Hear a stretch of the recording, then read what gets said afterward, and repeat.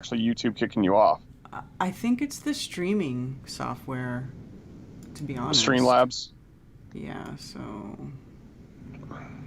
let's see.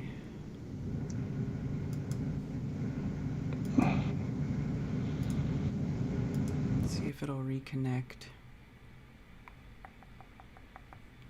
Here we go. YouTube.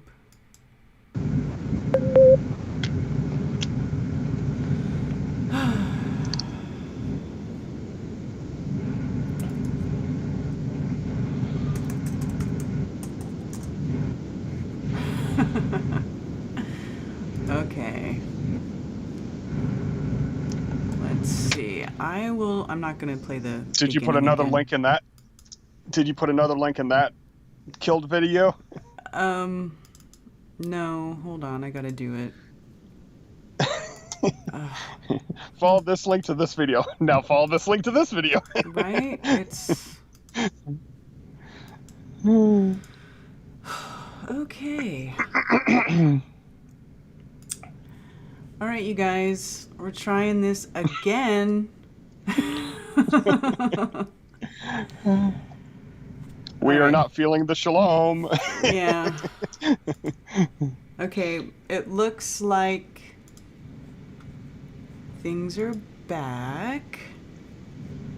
And also, I'll replay the alert that just played. Thank you for KGUP Presents for your donation. Cheers, thank you. Thank you, shalom. And also, shalom for the super chat from Smoke C. Thank you. I wish that the super chat helped the streaming. I know. So, sorry about the technical difficulties. So we should be good now. So let's continue. We'll do a very quick recap. Like, the whole idea is that Avram was in a city. You connect to the Creator better in the wilderness. So when he was trying to connect to the Creator and there was all the idolatry that was around him, the Creator told him to go out to nature to reconnect with him. And when you try to connect with the Creator, you have to be careful because you have intuition and influence, and you have to decide between it being from yourself, from an outside source, or from the Creator. But the more you do it, the more you'll get used to recognizing, the piece of listening to the Creator. And ever since I started doing this back in 2002, it's been an adventure, to say the least. Yeah. Oh, sorry, 2012. Sorry, not 2002. Sorry, 2012. And I was reading on Karen's screen, something else that we didn't point out on verse 12:4 is, people that say, "Oh, I've lived too much of my life. It's too late for me to change now," and they're like, 40 years old. Avram was 75 when he started following the Creator. 75. So, this whole thing about, age has nothing to do with anything. It's just how long you've been here. Yeah. You can restart, you can reboot at any point in your life. For me, it was in my early 20s, and my life changed. Like, that old Jack has nothing to do with me. He's dead. So it's never too late to change. And I'm sure people, who have woken up to the flat earth reality can say the same thing, because as soon as you realize that the earth is flat, everything changes. Your whole life changes. So it's never too late to start changing. Agreed? Agreed. Absolutely agreed. Alrighty. So in verse 12, he got called out and he's on his way out to the wilderness. And like I was saying earlier, these names have meaning. And if you look at the origins of these names, you'll see that they're all descendants from Noah. Every city, every country, you can trace back to its origins of the first family that got off the ark. So that's also interesting. And he went into Egypt. He lied to the king. and he was blessed for it. That's right. And some people, they have this whole thing like you should never, ever, ever, ever lie. And I disagree. I think there are problematic situations where you have to not tell the whole truth. Let's put it that way. Especially if it's in situations where it's self-preservation is involved. Exactly. And I mean, this is no different than what we deal with right now.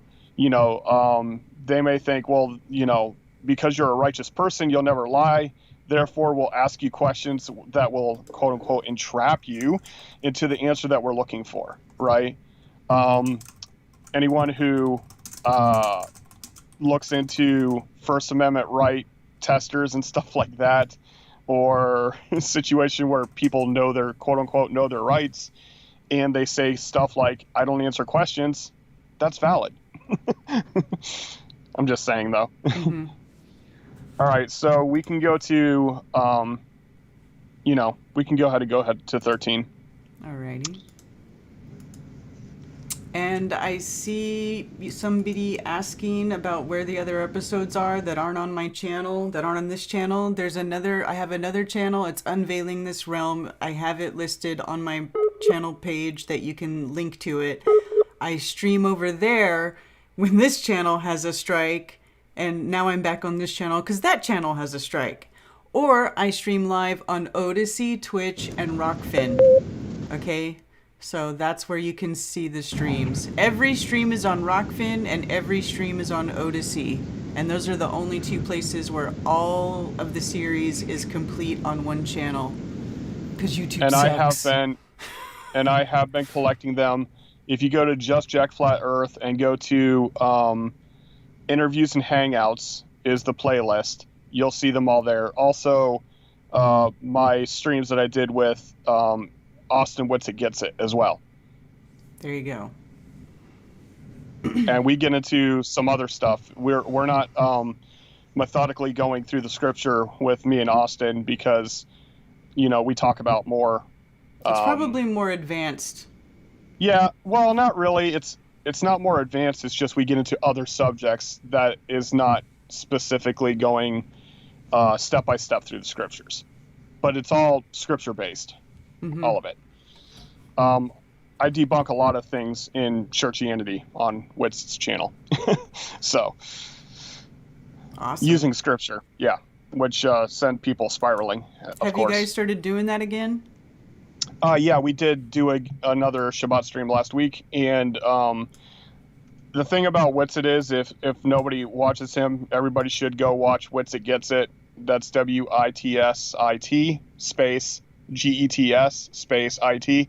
He does a lot of activism, and he's driving all over America to do it. Yeah. And I don't know anything about sports, but right now he's been streaming at the important games near Lake Michigan. I don't know, these important basketball games. And so he was telling me how, if you watch the last stream that he did there, he actually got harassed by the cops, and thankfully he knew what to say to stand up for himself. But after he left there, he went back and he read through the ordinances again, and now he's even more equipped to say, no, this is exactly what the ordinance says, because he's going to print it out. But he's out there not only flat smacking people, but he's also telling people that they got to get right with the Creator and talk to people how they've changed the name of the one that they called Jesus and all this other stuff. So he hits a lot of subjects, and he's very quick and very articulate. Mm-hmm. I'm not boasting, but kind of like myself, I'm very fast and, go through the information quickly, because even if they're just passing by, it goes subconsciously, and something later may trigger them that will remind them of the seed that's been planted. And that's what he's doing. And anybody who gets an opportunity for an open door to just share a little bit of truth should absolutely take it. Mm-hmm. Be bold in sharing truth, regardless of what they may mock or ridicule. Just remember, that's just the initial reaction. That happens to everyone. So eventually something's going to click. So don't be afraid to share. Word. There's my rant. Well, with everything that's going on in the world today, now is just I'm done. You know, Yeah, if you keep now I your don't mouth even shut, care. if you keep your mouth shut, nothing's going to get better. It's just going to get Yeah, worse. we have to get So, louder. All for right. sure. All right, so Genesis 13. All right, Genesis 13. And Avram went up from Mitzrayim into the south, he and his wife and all that he had, and Lot with him. Right. Now, Lot is actually Lot, but Lot. that's okay. That's right. Lot. Mitzrayim is what they call Egypt today. And Mitzrayim is actually a descendant of Ham, and you can see this in Genesis 10:6. So Mitzrayim is Egypt. That came from Ham. So I'm just saying, though. Okay. And what? Go ahead. Oh no, I was gonna say that the names like Avram means the lifted father, and Lot means the wrapped or the veiled, which we addressed last week. And this is Avram's nephew, Lot. Okay. Went out of Egypt. Yep. See Egypt. Probably the second. See, there's two words there. Yeah. Because it says from Egypt. Ah, okay. There, that makes sense. No wonder I was like, why am I not picking up the right word? Which sometimes they show the root word, like that's the root mem. Mm-hmm. That was that first number. Sometimes they show it, but very barely ever. So I don't know why they decided to include it there, but great. Because now you can actually see that the root word that typically is not shown, this is an example of that. Okay, cool. All right. And Abram was very rich in livestock, in silver, and in gold. Okay. Now, I wanted to go through this because when they choose the word livestock, they're actually deciding which word to use here, because it actually just means possessions. Like if you read their herd Uh-huh. Oh, we lost Jack. Very rich in cattle, but it's your prop. Okay.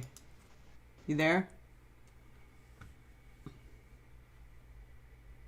So something bought, something that is property. Hello? That is property. Hello? But, hello? Yes? Can you hear me? Okay.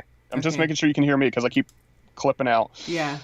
Yes, so he was very rich in property, and that would include livestock, but they're taking freedom in which word they use there. Yeah, but their first definition says property, but only livestock.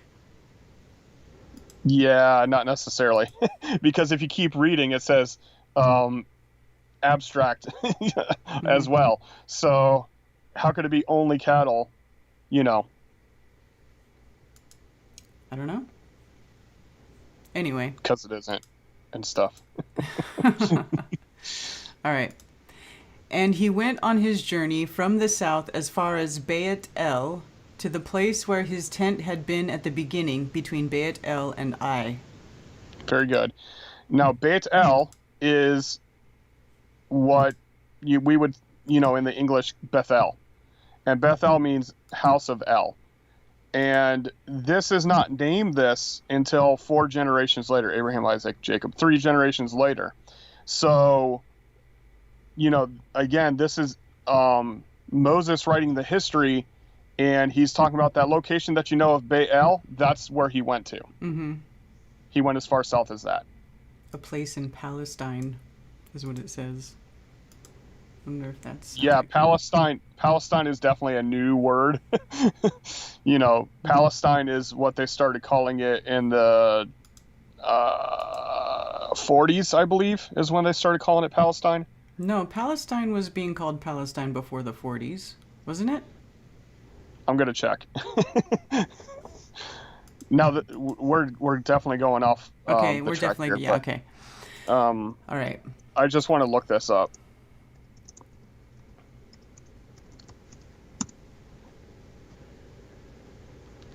Mm-hmm.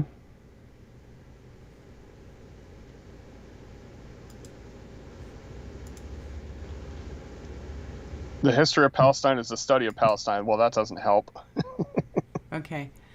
I'll just keep Yeah, reading. go ahead. To the Yeah, place to the place of the slaughter place which he had made there at first, and there Abram called on the name of Jehovah. Now Lot, who went with Abram, also okay, had flocks. Palestine was named by the Greeks in the 12th century. Sorry. Okay. But I it's still thought a it new was concept. older. I thought that Yeah. was an old name. Okay, Yep. so now Lot, who went with Abram, also had flocks and herds and tents. And the land was not able to bear them, that they might dwell together, for their possessions were so great, so they could not dwell together. All right, so they started getting prosperous, right? Mm-hmm. Both Avram and Lot. And they're like, there's not enough land here for the both of us. And there appears to be fighting between his shepherds here. We're going to see here in a moment. Right. And there was strife between the herdsmen of Avram's livestock and of the herdsmen of Lot's livestock. And at that time the Canaanites and the Perizzites dwelt in the land. Okay, so this strife is called disunity. In other words, they're not able to join. And the word join is the same word as family, so mishpachah. So this breaks the mishpachah, the joining. Okay. And Canaanite is from Canaan, that descendant that we read about earlier. Right. And the Perizzite is the villager because their cities did not have walls. Okay. All right. Then Abram said to Lot, "Let there be no strife between you and me, and between my herdsmen and your herdsmen, for we are brothers."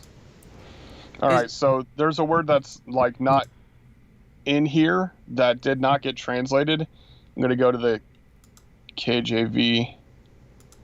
Yeah, so the KJV actually has it, and the Scriptures version does not, where it says, "I pray thee."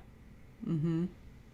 So that word pray is the word, when people say that they pray to the Creator, this is the word pray, but they've turned it into this like ritualistic thing where you bow your head, close your eyes, fold your hands, da-da-da-da-da, right? Mm-hmm.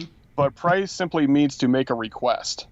So if you were talking to the Creator and you're just saying, I need your direction, or I need this provision or whatever, you're making a request from the Creator. You're not going through a ritual. Mm-hmm. I'm just Makes sense. Okay. Oh, Jack's lost again. Great. Jack, were you talking? Because you went out again. Can you hear me now? Yeah. Can you hear me now? Yes. I'm just saying it changed the way that I quote unquote prayed once I, understood this, that I was actually just making a request and not going through a religious ritual. Yeah, thank you. Right. You don't have to say the rosary 10 times to make your prayer heard louder. Thankfully, I never got into that. But yeah, like there's no repetition, no loudness or softness. No, yeah, it's just you're just talking to the Creator and saying, help me out here. Yeah. All right. Is not all the land before you? Please separate from me. If you take the left, then I go to the right, or if you go to the right, then I go to the left. Right. And that right can be the right hand, and it's yamin, sorry. And it could also mean to the south, because when you're looking at the sun, to the right hand is the south. Just FYI. Well, you mean if it's rising? Yeah. So whenever they're talking about the cardinal directions, mm-hmm. like east is what comes before. So that's like the beginning. And that's where they look to distinguish their cardinal directions. Okay. And then like the sun, when it sets in the west, it goes to the sea, mm-hmm. and sea and west are the same word. Okay. So yeah, it's just to give you the concept of how the Hebrews understood cardinal directions. Yeah. And Lot lifted his eyes and saw all the plain of Yarden, and it was well watered everywhere, before Jehovah destroyed Sodom and Amorah, like the garden of Jehovah, like the land of Mitzrayim, as you go toward Soar. Yep. Very good. So Lot chose for himself all the plain of Yarden, and Lot moved east. Thus they separated from each other. Avram dwelling in the land of Canaan, and Lot dwelling in the cities of the plain, and pitched his tent as far as Sodom. So here we go. Lot is deciding to go over to the cities. So already we're seeing that he's going back to the populous areas. Why? Probably because it made a lot better for trading and, getting resources and all that other stuff, right? Mm-hmm. Okay. Because we're going to see this like in the next verse. Right. But the men of Sodom were evil and sinned before Jehovah exceedingly so. Right. So this dysfunction, this is that word ra, dysfunction, evil, and sin being off target and off measure. Right. So it's not measuring up and it's off target. It's dysfunction. It's not lining up with the Creator. They're doing their own thing.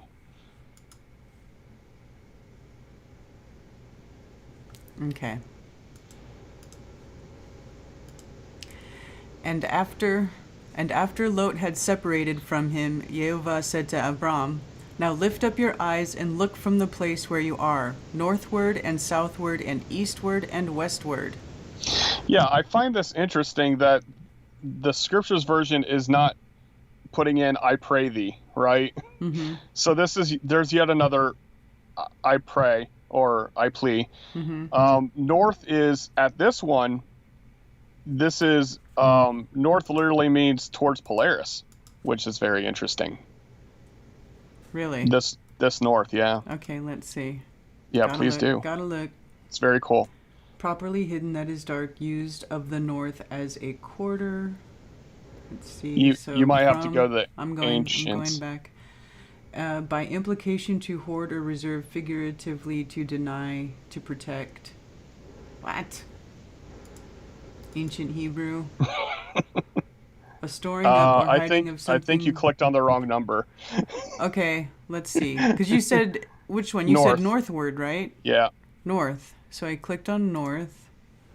Yeah, it's Sapan. Yeah, watchtower, watching. There you go. There we go. North. From the North Star. Here we go. From the North Star, which is watched for direction. There you go. Yeah, I don't know what you were on before. Well, I clicked on that same word. I don't know.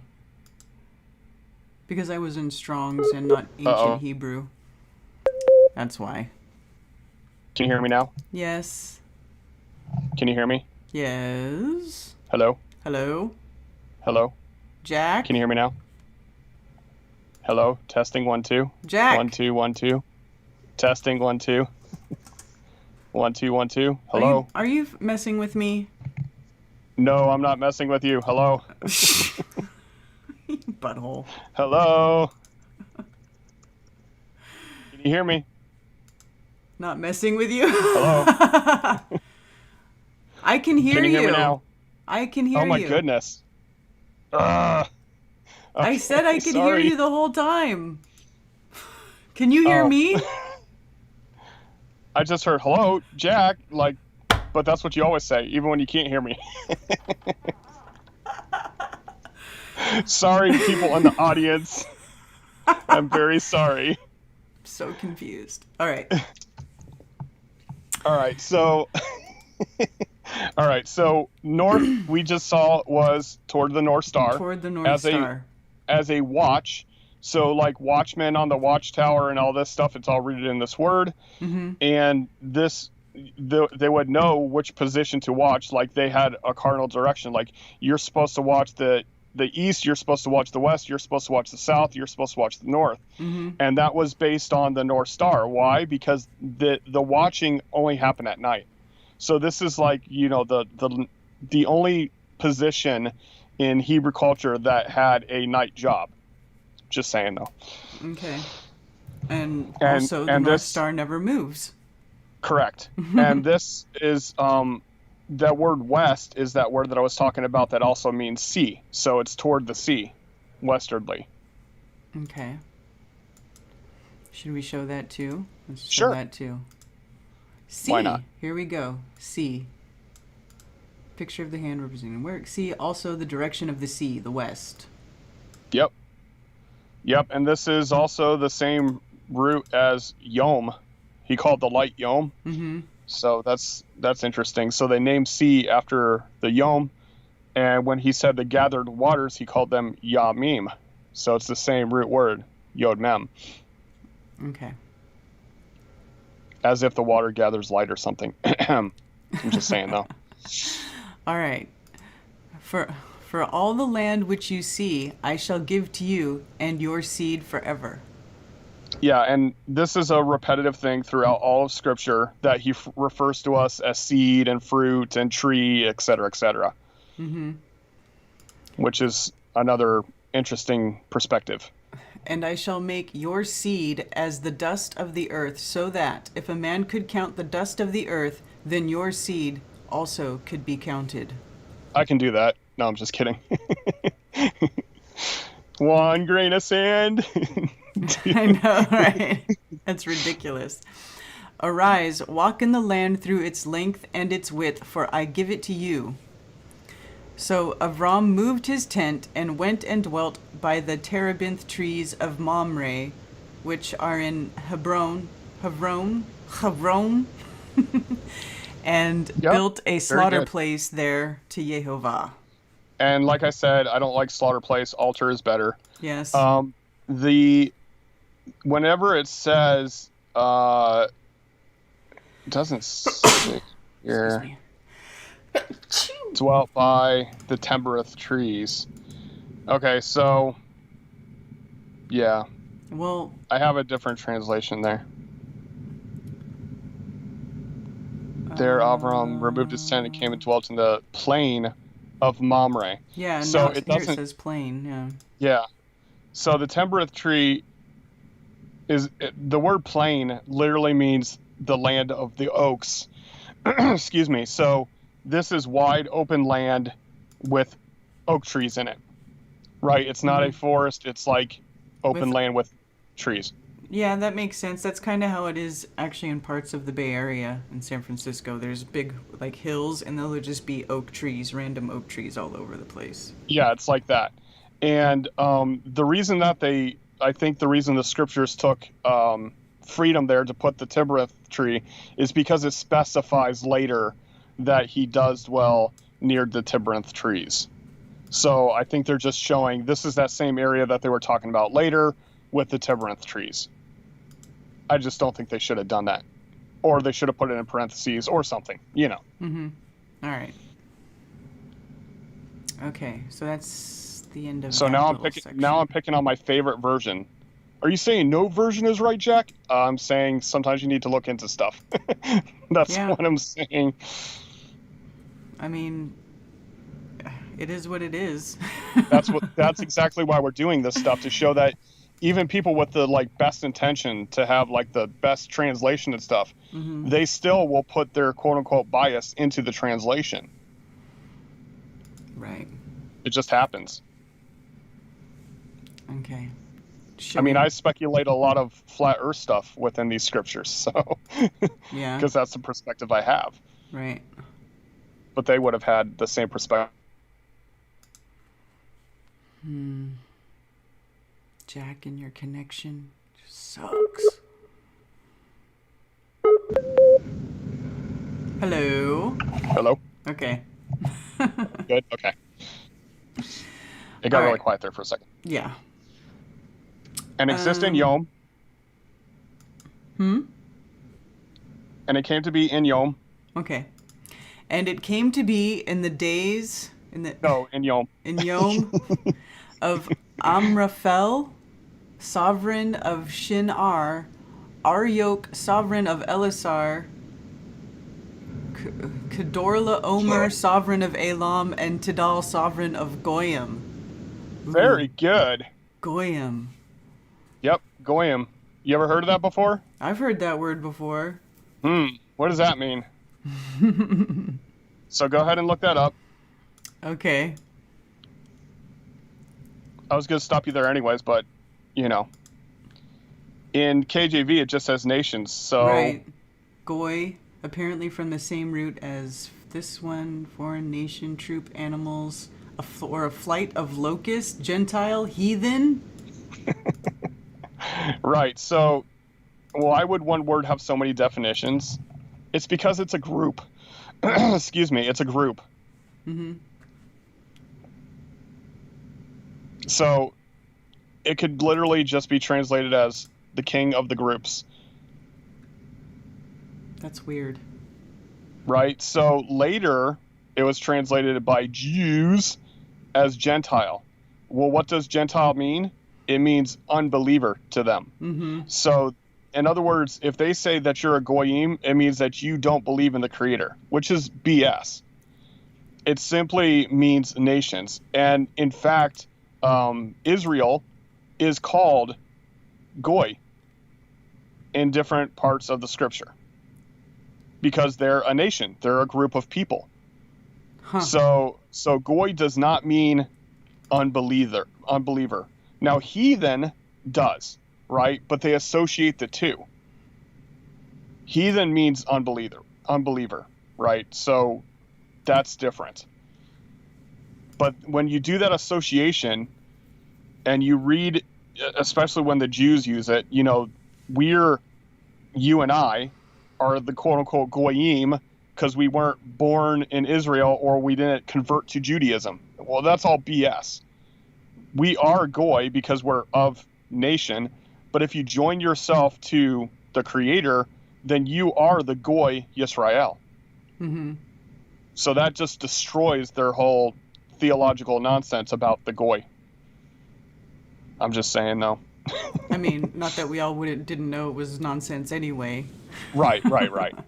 Yeah, I mean, like it's like they changed the Noahide law thing. So the Noahide law, we talked about this back when we were reading Noah, because that's where it comes from, Noahide. Mm-hmm. And what that was is they said, okay, we have our set of rules, which is the Torah, and then you have a different set of rules as the Goyim. But, you know, you can read very clearly that there is no different set of rules.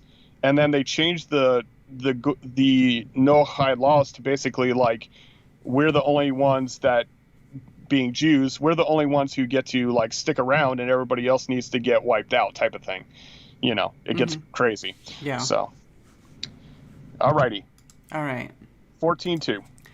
That they fought against Berah, sovereign of Sodom, Bersha, sovereign of Amorah, Shinab, sovereign of Admah, Shem-Ever, sovereign of Savoyim, and the sovereign of Bela, that is Soar. Right. So people can look up these words, you know, for their own translation and stuff. It's very interesting stuff for the different names. Bara means like son of dysfunction. Ra, like Ra, evil. Mm-hmm. So son of evil. Shanav is to change the father. Shem Ever is unseen name of flying. So, I mean, it gets really interesting. But the word war is what I wanted to look at here. So they went to war with. Mm-hmm. That fought against also means to bread against. So this is where you really need to look at context when you're translating a word. Because the way that you would get into bread is you would tear it apart, right? This is before the invention of sliced bread, right? Mm-hmm. So tearing and kneading the dough, it all corresponds with this word war. So it's the tearing and kneading.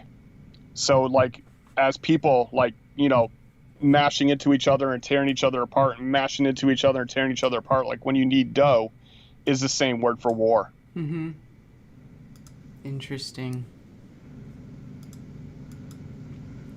And I also like that sovereign, where it says sovereign, that it's translated as king.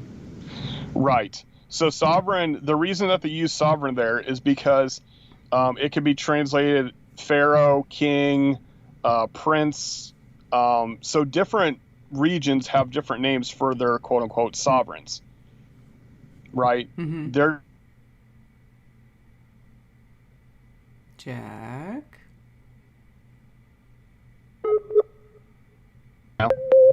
test two.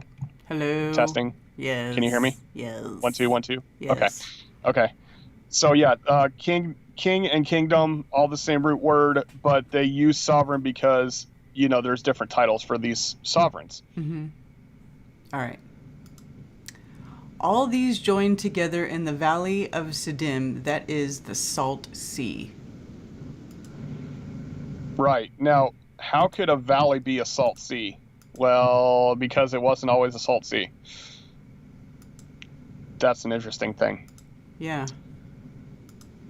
Okay. 12 years they served Kedorla Omer, that's a hard one, Mm-hmm. and in the 13th year they rebelled.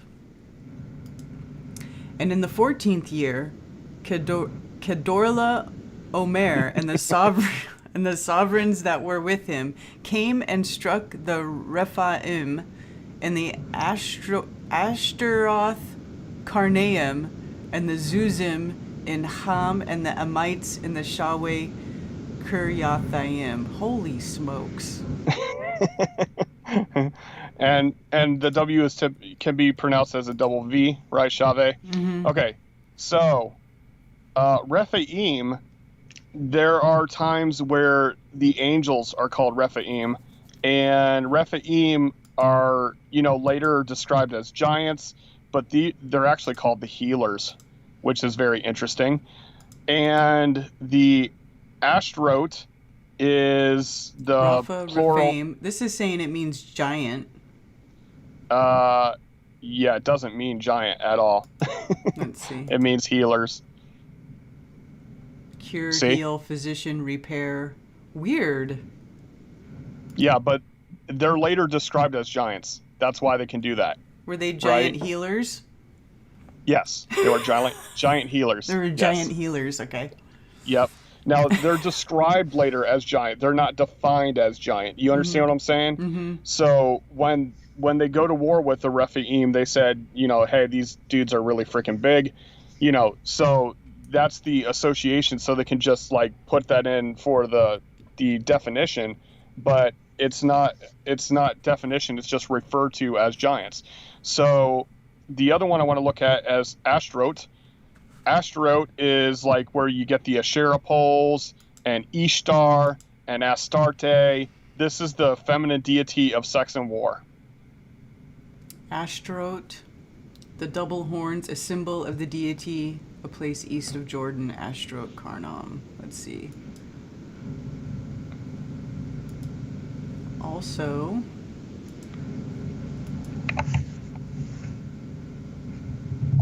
Yeah, increase.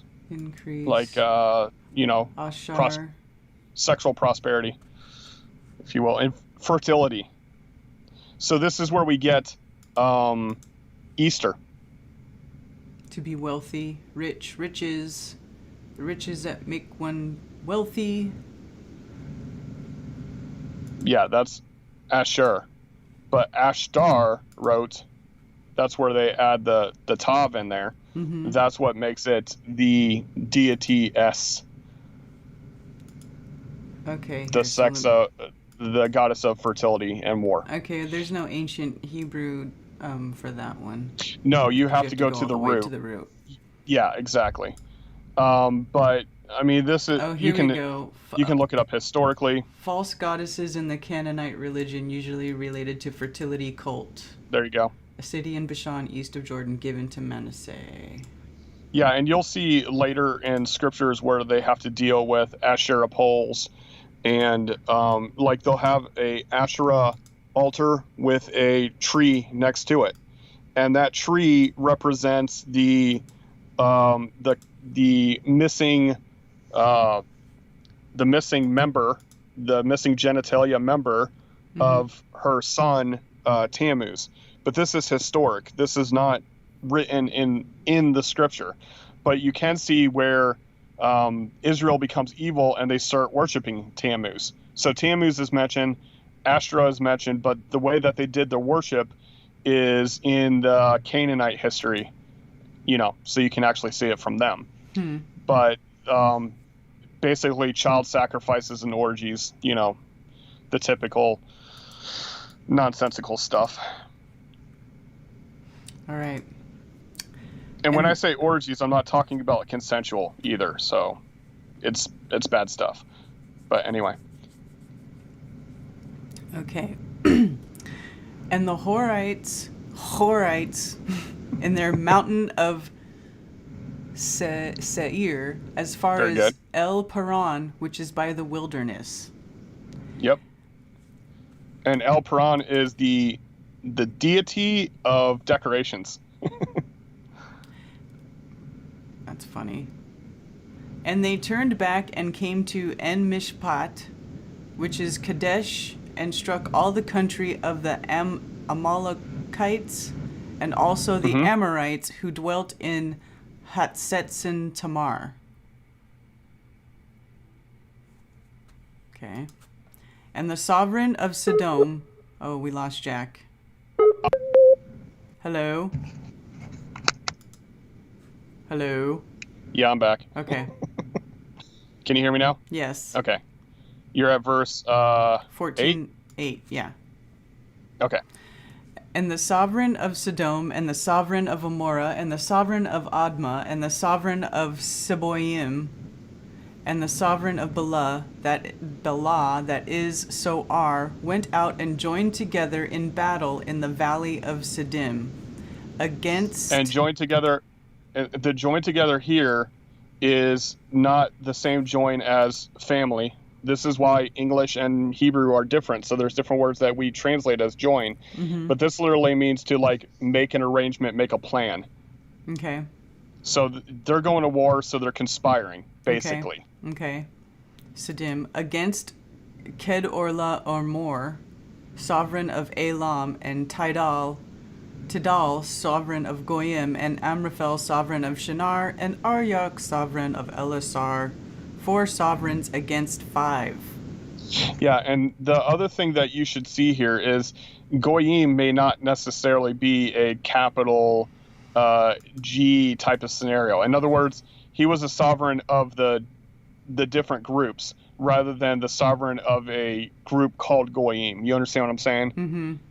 The scriptures decided to capitalize it for some reason. I don't know their intention, but it could just mean of the nations or of the groups. So just take that into consideration. But yeah, so there's 4 kings going against 5 kings, and none of these have to do with Abraham directly, or later called Abraham, now called Avram. Okay. And in the valley of Siddim had many tar pits, and the sovereigns of Sodom and Amorah fled and fell there, and the remainder fled to the mountains. Now later these are called Sodom and Gomorrah, right, by translation, but it is Sodom and Amorah. Okay. And they took all the goods of Sodom and Amorrah and all their food and went away. And they took Lot, Avram's brother's son, who dwelt in Sodom, and his goods, and left. And one who had escaped came and informed Avram the Hebrew, for he dwelt by the terebinth trees of Mamre the Amorite, brother of Eshcol, and brother of Aner, and they had a covenant with Abram. Okay, so and this is also the terebinth tree. It's, field of oaks. And whereas this is the first time where Avram is called the Hebrew. Hebrew is Ivri, which means a crossing over. Just FYI. It's not actually Hebrew, it's Ivri, and it means crossing over. And then where it says he had a covenant with Avram, that's true, but I think the KJV covers something confederate with Avram. So it's more than just a covenant, it's a Lord covenant. So this is the word Adonai, or no, it's not, sorry. This is the word Baal. Yeah, I was going to say, I just clicked on it and it came up as Baal. Yeah, Baal means Lord. So, later we talked about this. We looked at this, that Mm-hmm. Baal later becomes the name of a deity, which just means, master, lord, whatever. Mm-hmm. So this covenant is not just a covenant like, hey, we get along together. This covenant is like, okay, Avram, you're in charge of this area. Like, we give you lordship. Like, we understand that you have authority here. Mm-hmm. That's what it means. So it's deeper than just a covenant, which, if you look there, you can see it clearly now because it says Baal covenant. Mm-hmm. So it's a lordship covenant with Avram. Okay. Like, he was getting that big, dude. Like, remember, he just went out in the wilderness, started making babies, Mm-hmm. became prosperous, so much so that they gave him lordship over the land. Okay.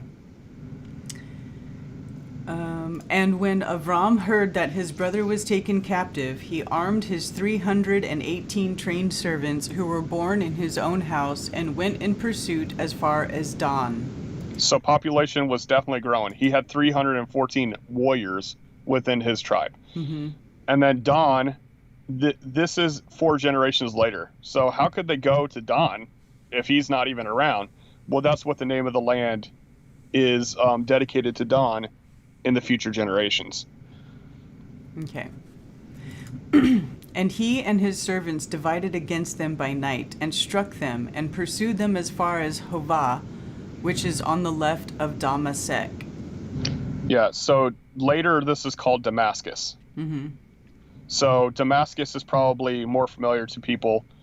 It talks about in the end times, whatever that means, Mm-hmm. that Damascus will become a ruinous heap. It will be uninhabitable. So the fact that hasn't happened yet means it's not the end yet. Just saying, though. Okay. Sounds good to me. I threw that in there for other people who are listening. Okay. So he brought back all the goods, and also brought back his brother Lot and his goods, as well as the women and the people. Jack?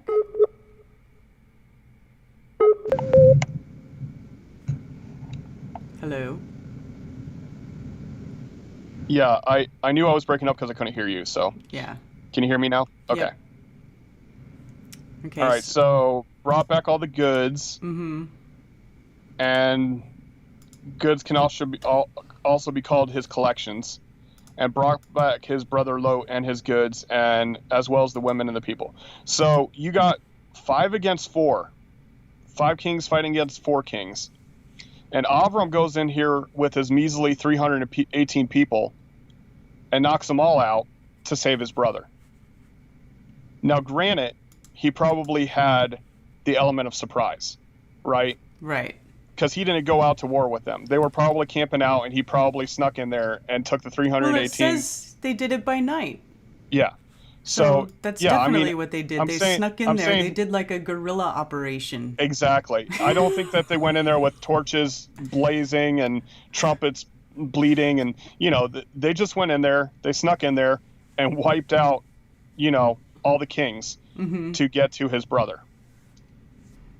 That's pretty badass. Definitely. And then Definitely badass. and took them all back. Okay. And that's how you love your neighbor. I'm just kidding. Sorry. Had to do it. All right. All right. And after his return from the striking of Kedorla, Omer, and the sovereigns who were with him, the sovereign of Sodom came out to meet him at the valley of Shaveh, that is the sovereign's valley. Very good. And Melchizedek, sovereign of Shalem, brought out bread and wine. Now he was the priest of the Most High El. Very important here. This verse is very important, okay? So it talks about this, later in the book, it talks about this dude, Yeshua, who came not of the order of Aaron, but of the order of the Melchizedek, which is this right here, Melchizedek, okay? Mm-hmm. In this particular instance, it's actually Malachi Tzedek, which means my righteous king. And this is sovereign of Shalem. Now, Shalem may not sound very familiar except for like Salem that we, adopted. Mm-hmm. But this later gets called Yerushalem, which I'm sure you've heard that. Yeah. right? Jerusalem. Mm-hmm. So later on, David, makes the claim of this being the most set apart city of all of the land. And Melchizedek, or Melchizedek, is the king of this region at this time. This is before they go into the land. And he was a priest of the Most High El. Well, there was a lot of quote unquote El, deities of that land. Mm-hmm. So they had to make a distinction here of the Most High El, which is El Elyon, El of the collection of aboves. So it's the highest of high, right? So El Elyon is going to come into play here in a little bit, because the king of Sodom is also going to bless by a deity.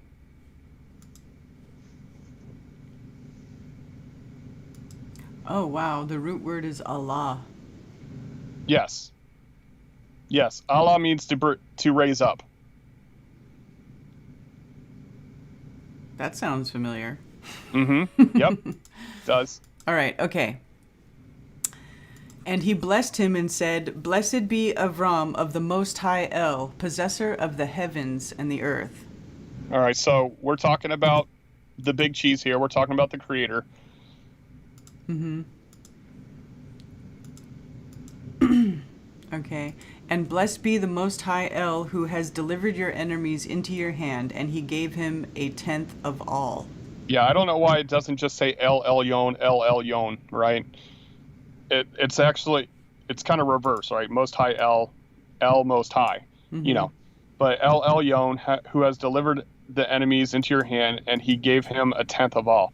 Now, there's a dispute amongst scholars whether Melchizedek gave a tenth to Avram, or if Avram gave a tenth to Melchizedek.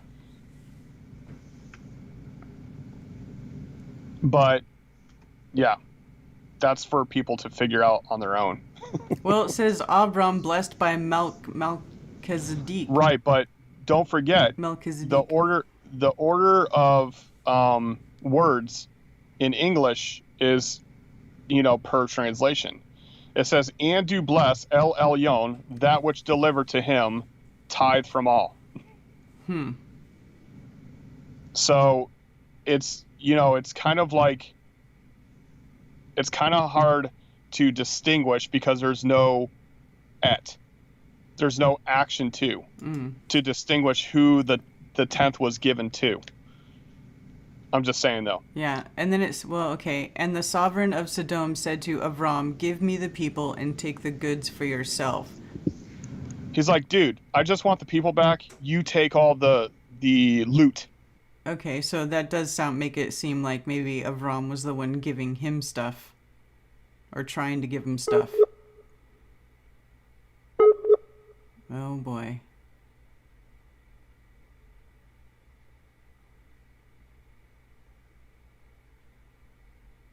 Hello.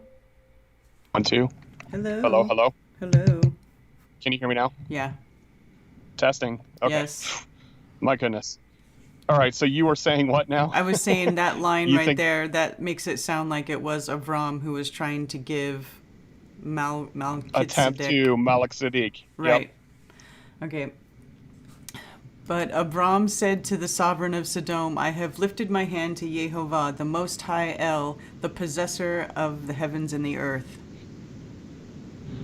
Right. So he's making a distinction with Sodom, the sovereign of Sodom.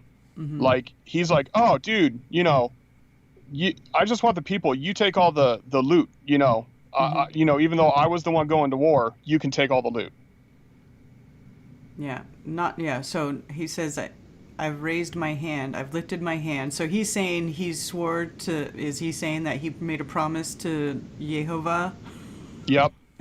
Not to take a thread or sandal strap or whatever is yours, lest you should say, "I have made Avram rich," except only what the young men have eaten and the portion of the men who went with me. Aner, Eshcol, and Mamre, let them take their portion. So these dudes who went with him, to to go raid the area, Mm-hmm.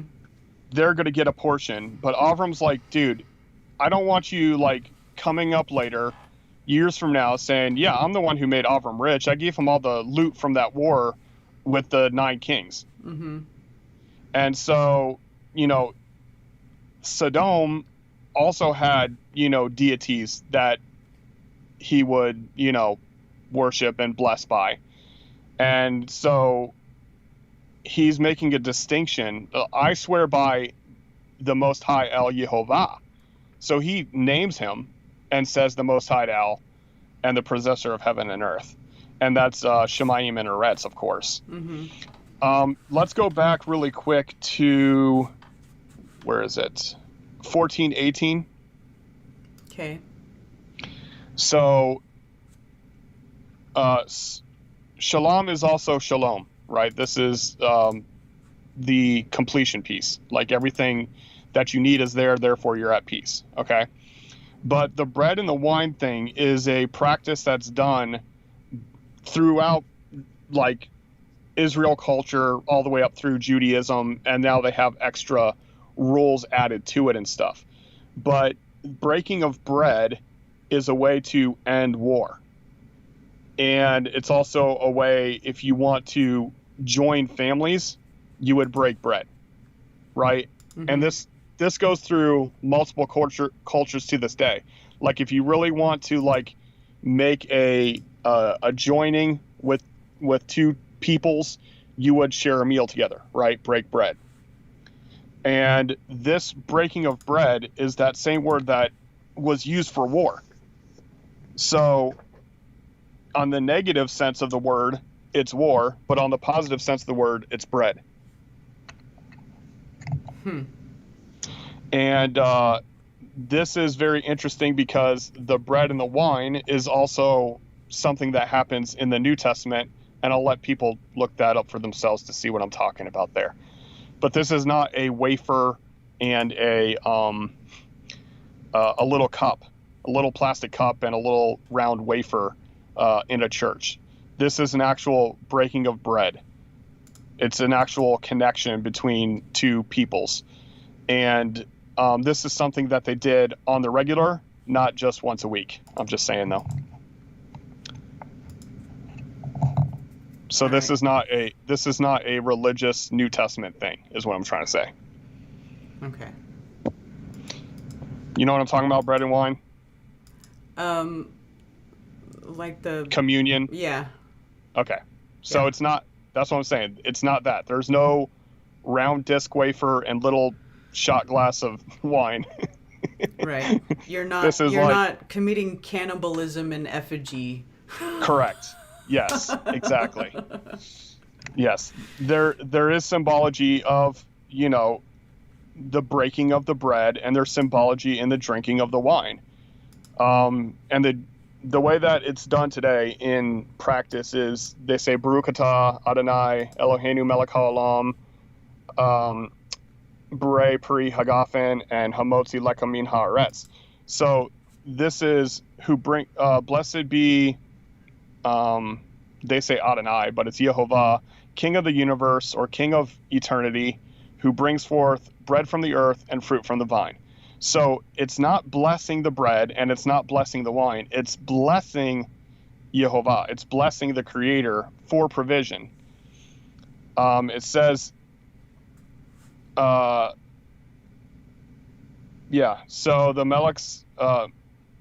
Malachi Tzedek, sovereign of Shalom, brought out bread and wine, and he was the priest of Most High El, and he blessed him.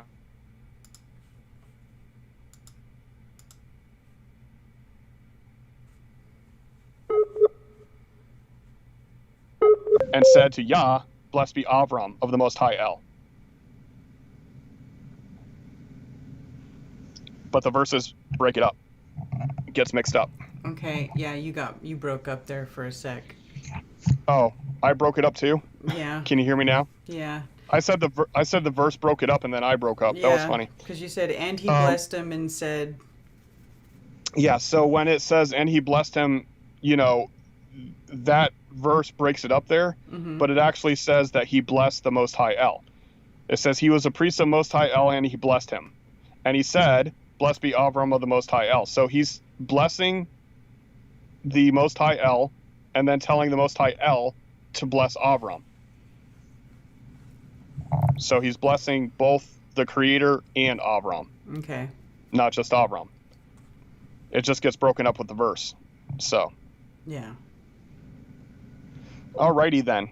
So that's all I have translated today. Yeah. Do you have my notes available so you can share the screen?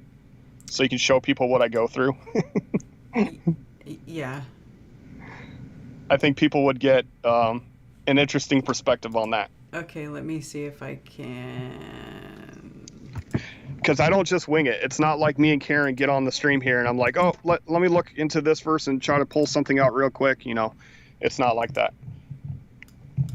A lot of this information I have learned previously, but like I've boasted in the past, Karen is actually forcing me to do a better scripture study. So thank you, Karen. All right. I like digging into it again. If you look on screen. And I can't see it because. I know you can't see it because. Yeah. But. That's fine. Do you want? I can share the screen with you if you want and take off eSword. That'd be cool. Yeah. Okay, here. Hold on. Let's see. Even though I can see it on my own laptop, but I want to see what they see. There you go. So this is what they see. Yeah, so if you look there, I'm not just translating the root words, which is what the interlinear do. I actually translate the prefixes, the suffixes, the root words, the multiple possibilities of the definition of the word. Like if you look at the word for, look at 13:7, the word shepherd can mean friend or feeder or shepherd. So all of that, needs to be considered. I see right here. Friend, Yep. feeder, shepherd. Yep. And it's the plural of. Mm-hmm. And yours actually formats it backwards than mine. Like I actually see the Hebrew on the left and then the English on the right. So that's interesting. Well, who knows? This is, it's just converting. It's a different format, yeah. Yeah. But you can see there, like I did highlight a few things that I wanted to address, like the North Star thing. That was very interesting, But there was other stuff that I knew from previous, like talking about the bread and the wine, talking about the Melchizedek. These are things that I learned previously that, jump out of the page when I'm reading it anyway. But there's Rephaim right there, heel plural, which I didn't highlight, but it stuck out to me, so I remembered it. Mm-hmm.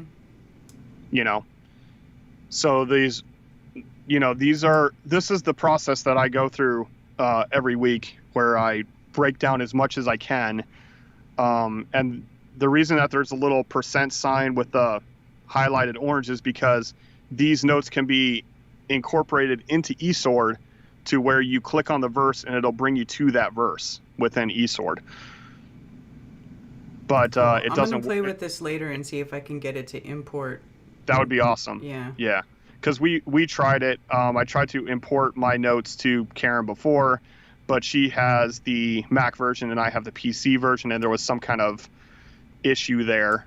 Even though it said it converted to Mac, I don't know why she wasn't able to see it, but I'm going to be doing some research on it as well to see if I can see if there's a better way to import it, so that she can see it off to the side. So she'll be able to see the translation and the dictionary and my notes all on the same page. And as she changes the verses in the scriptures, the notes will pop up below. So that would be pretty cool for other people to see that. Yes. And I can't share it from my computer because for some reason I keep glitching out on my internet connection. So, and I'm also going to try something next week where I hardwire my computer into the router and see if that helps with the issues. That might help quite a bit, actually. But let's go back up to the very top in chapter 13 there. Scroll up. Okay. And if you see Mitzrayim there, Mitzrayim is bound, rampart, from press, dual.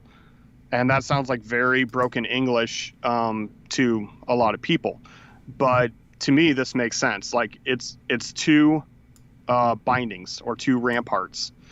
And if you look right after that Hebrew of Mitzrayim, it says from with a little mem sign. So that's a prefix. It's just one letter that means from. And they typically don't define.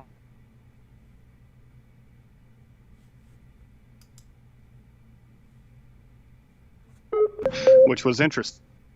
So, I mean, this is like. Jack.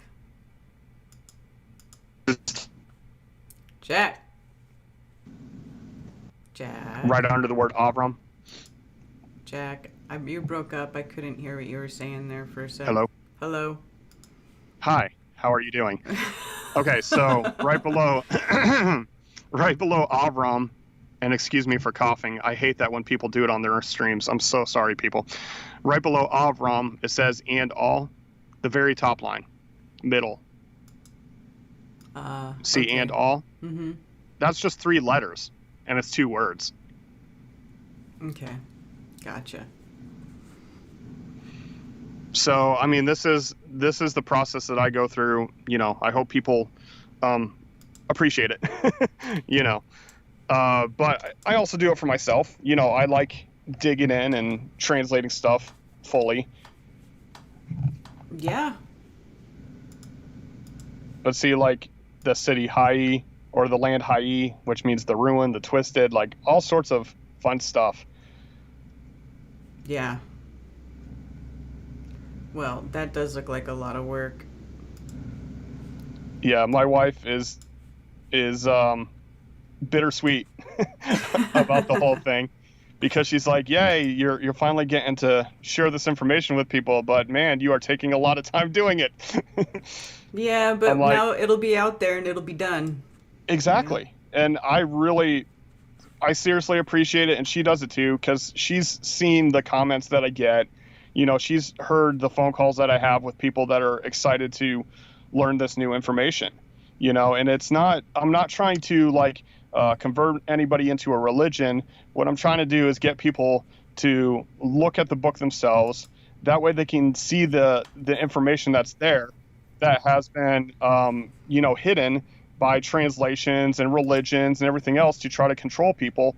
When you have the power yourself, when you can learn how to read into it and learn how to define things for yourself, because, you know, as we saw, even my favorite version, which is the scriptures version, has some discrepancies with the literal interpretations.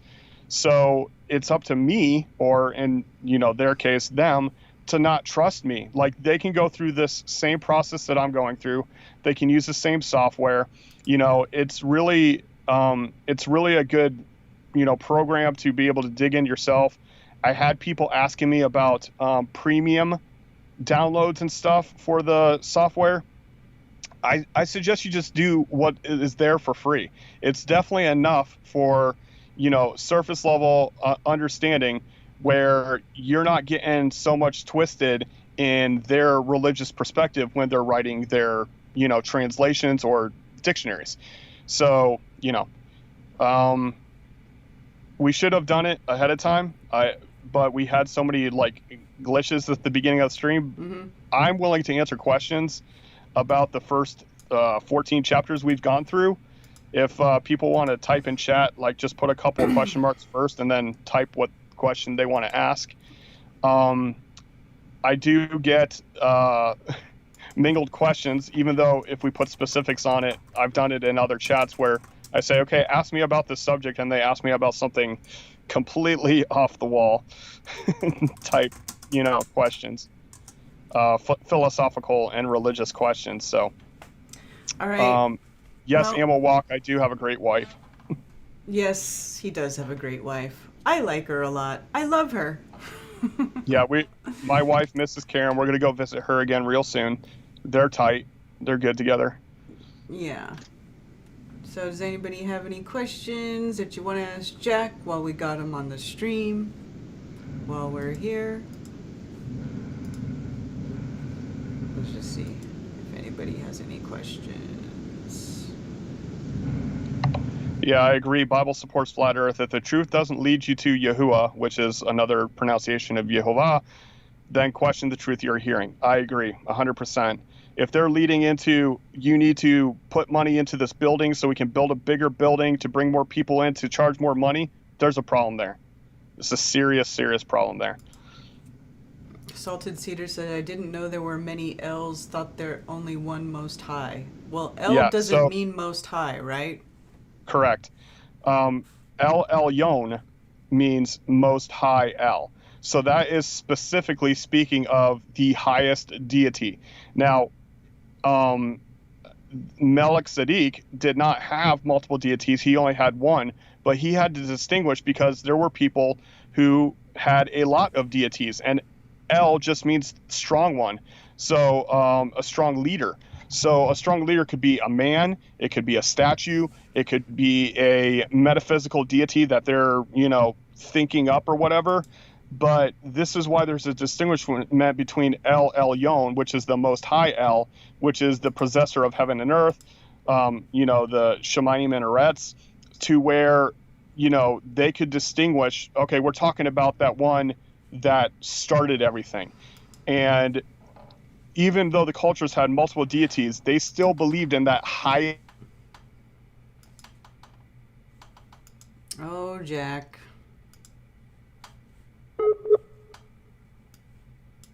To phase him out, and I don't mean him because it's, the creator's not male or female, but it wasn't until later that they tried to phase Jehovah out and tried to worship just other deities. Like there was the war against, or the battle of prophets or priests between Baal and Jehovah.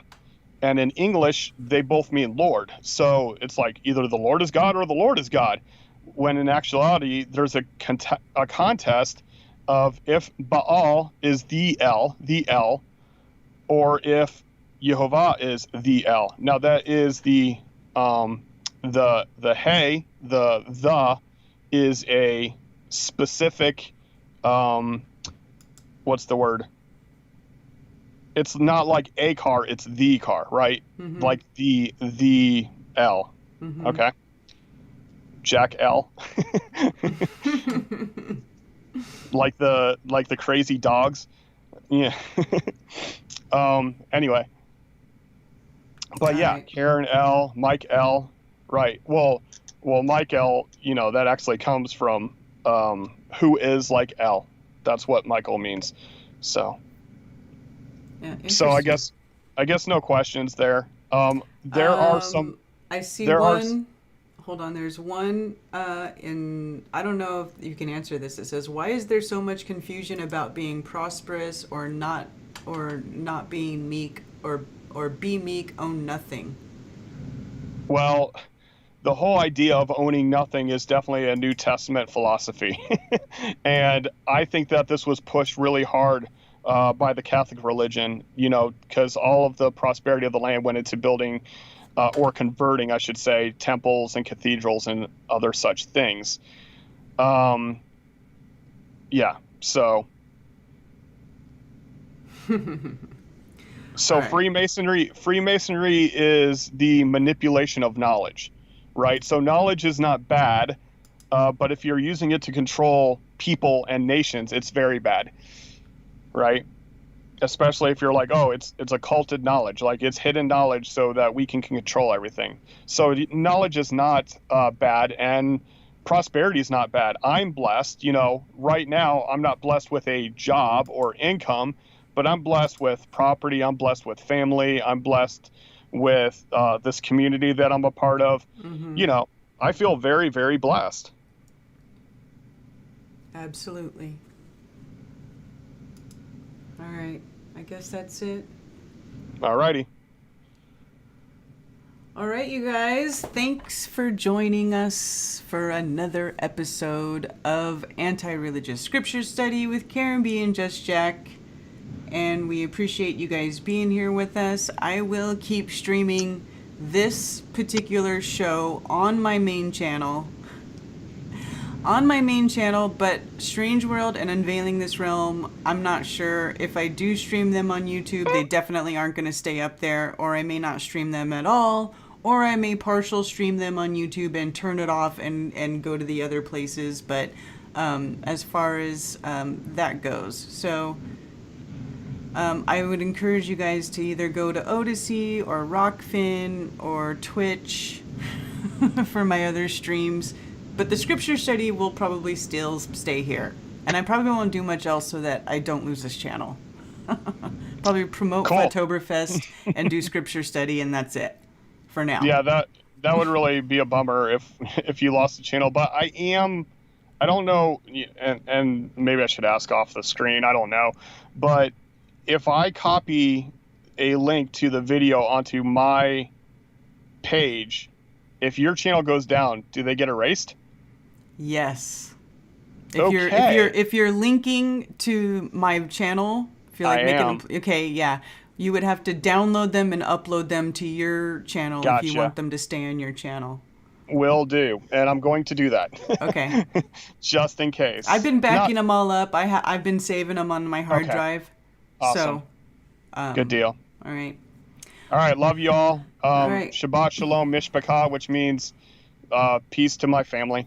All right. Shabbat Shalom, y'all. Take care.